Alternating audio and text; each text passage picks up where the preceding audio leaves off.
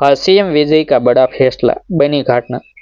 तमिलनाडु की राजनीति में उस सुबह ही ऐसा तूफान उठा जिसकी गूंज केवल विधानसभा तक सीमित नहीं रही, बल्कि गांवों की गलियों, शहरों के चौराहों और छोटे कस्बों के बिजली के खंभों तक सुनाई देने लगे। राज्य के मुख्यमंत्री विजय ने अचानक एक सख्त आदेश जारी किया। पूरे राज्य में राजनीतिक बैनर, पोस्टर और होर्डिंग पर पूर्ण प्रतिबंध। आदेश में साफ शब्दों में लिखा गया था कि अब किसी भी नेता के जन्मदिन, शादी, स्वागत समारोह या राजनीतिक कार्यक्रम के नाम पर सड़कों और दीवारों को पोस्टरों से नहीं भरा जाएगा। मुख्यमंत्री का तर्क स्पष्ट था। शहर और गांव साफ सुथरे रहने चाहिए। कानून सबके लिए बराबर है और लापरवाही बिल्कुल बर्दाश्त नहीं होगी। यह आदेश केवल एक प्रशासनिक निर्णय नहीं था, बल्कि वर्षों से चली आ रही एक राजनीतिक संस्कृति को सीधी चुनौती थी। तमिलनाडु के शहरों में पोस्टरबाजी एक तरह की पहचान बन चुकी थी। चुनाव हो या ना हो, हर गली में किसी न किसी नेता की मुस्कुराती हुई तस्वीर, बड़े बड़े कटआउट और स्वागत के बैनर लगे दिखाई देते थे।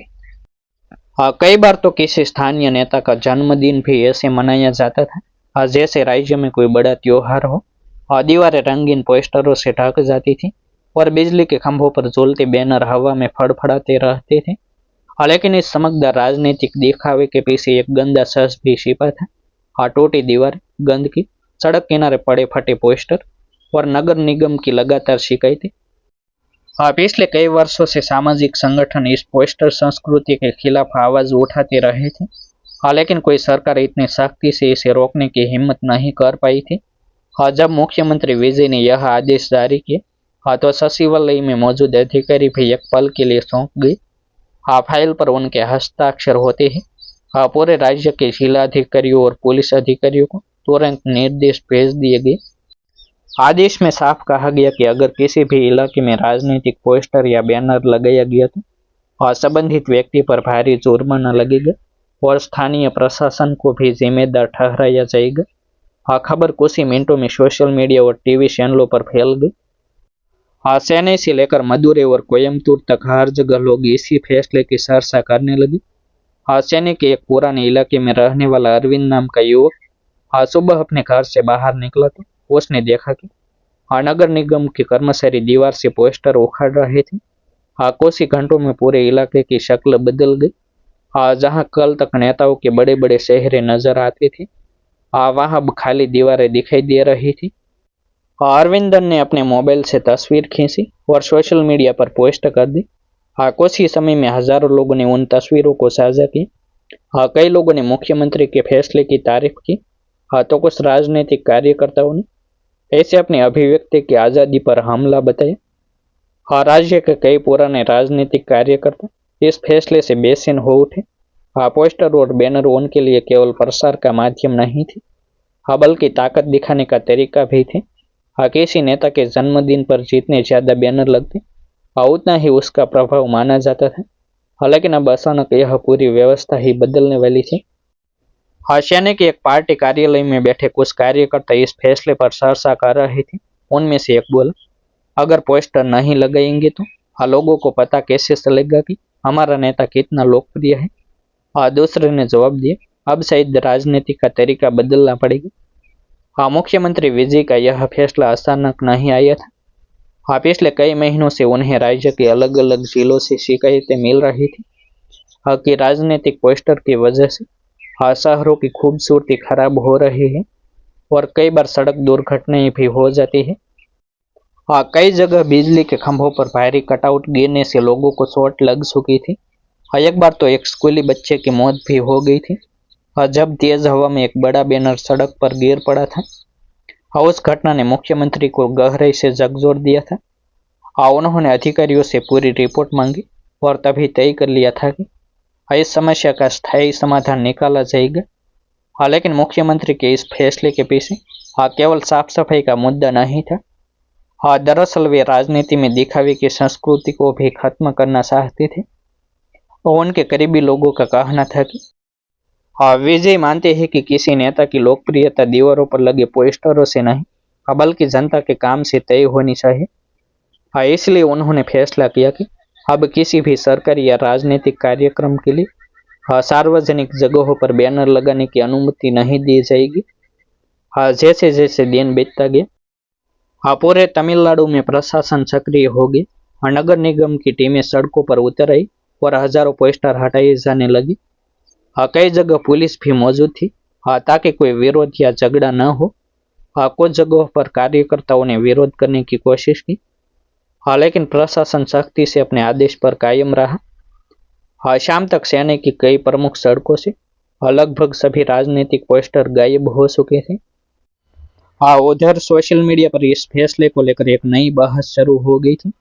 कुछ लोग इसे साहसी और ऐतिहासिक निर्णय बता रहे थे और जबकि कुछ इसे राजनीतिक परंपरा पर हमला कह रहे थे। लेकिन आम नागरिकों की प्रतिक्रिया दिलस्पष्ट थी। कई लोगों ने कहा कि वर्षों बाद शहर की दीवारें साफ दिखाई दे रही है और सड़कों का असली रंग वापस आ गया है। चेन्नई के एक ऑटो चालक मुरुगन ने एक पत्रकार से कहा, हम रोज इन सड़कों पर चलते हैं। पहले हर जगह पोस्टर और कटआउट लगे रहते थे। कई बार ट्रैफिक में परेशानी होती थी। अगर मुख्यमंत्री ने यह बंद किया है तो यह अच्छा ही है। इसी तरह एक कॉलेज छात्र ने कहा कि शहर को साफ रखने के लिए यह जरूरी कदम था। लेकिन राजनीतिक दुनिया इतनी सरल नहीं होती। कुछ बड़े नेताओं को यह फैसला पसंद नहीं आया था। उन्हें लग रहा था कि इससे उनके समर्थकों की गतिविधियां सीमित हो जाएगी। अंदर ही अंदर कई लोग यह भी सोच रहे थे कि अगर पोस्टर नहीं लगे तो उनकी राजनीतिक मौजूदगी कमजोर पड़ सकती है। उधर मुख्यमंत्री विजय अपने कार्यालय में बैठकर पूरे दिन की रिपोर्ट देख रहे थे। उनके सामने तमिलनाडु के अलग अलग जिलों की तस्वीरें आ रही थी। जहां पहले पोस्टर का अंबार लगा रहता था वहां साफ दीवारें नजर आ रही थी। उन्होंने अधिकारियों से कहा कि यह केवल शुरुआत है और अगर कहीं भी नियम का उल्लंघन हुआ तो तुरंत कार्रवाई की जाएगी। लेकिन उन्हें यह भी पता था कि असली चुनौती अभी बाकी है। राजनीति में कई ऐसे लोग थे जो इस फैसले को चुपचाप स्वीकार नहीं करेंगे। कुछ लोग इसे चुनौती देने की योजना बना रहे थे और कुछ इसे तोड़ने का रास्ता ढूंढ रहे थे। शाम ढलते ढलते तमिलनाडु में एक अजीब सा माहौल बन गया था। सड़कों पर पोस्टरों की जगह खाली दीवारें थी और लोगों के दिमाग में एक ही सवाल घूम रहा था, क्या यह नया नियम वास्तव में टेक पाएगा या फिर राजनीति की पुरानी आदतें इसे तोड़ देंगी।